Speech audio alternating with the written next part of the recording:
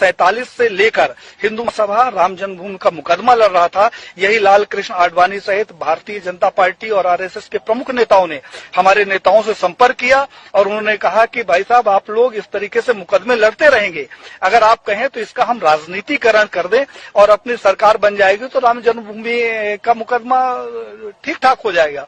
और साहब, हम लोग साइलेंट हो गए, अपनी छाती में इनको बैठाकर पूरे भारत में रथ यात्रा निकाली और उस रथ यात्रा से इकट्ठा हुए 1400 करोड़ रुपए ये लोग डकार गए, जिसका आज हिसाब नहीं है। तो 1400 करोड़ रुपया ये खा गए।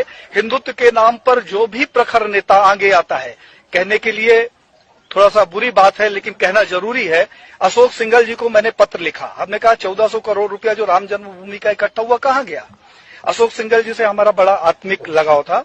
उन्होंने उसका जवाब दिया और मुझे फोन किया कि पांडे साहब, मैं अयोध्या जा रहा हूं, आप आ जाओ, आपसे कुछ बात करना है। मैं जब अयोध्या गया तो एक गले में वो पीला टॉवल रखते थे, उन्होंने जो शिला रखी हुई थी उसकी धूल झाड़नी शुरू कर दी। हमने कहा कि ये क्या कर रहे हो। बोला, पांडे जी, मेरा अंतिम सपना है कि किसी तरीके से मेरे जिंदा रहते ये मंदिर का निर्माण हो जाए।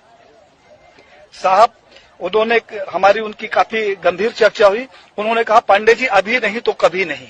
तो हमने कहा, क्या करोगे, आप लड़ तो सकते नहीं। बोले कि अब मोदी है और लड़ूंगा भी और विरोध भी करूंगा। और साहब, अशोक सिंघल जी एक स्वस्थ व्यक्ति जिसके साथ हमने 2 दिन बिताया, वो दिल्ली जाता है और अचानक उसकी मौत हो जाती है।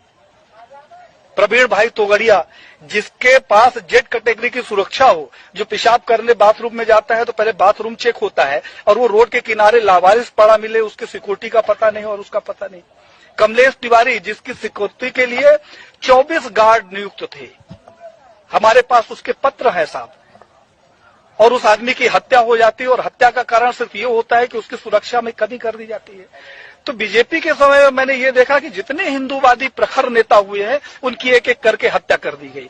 अभी 2 तारीख को हमारे पास लखनऊ से फोन आया, हिंडोला थाना कोई पड़ता है, उन्होंने कहा, हिंडोला थाना से बोल रहा हूं पांडे साहब, गृह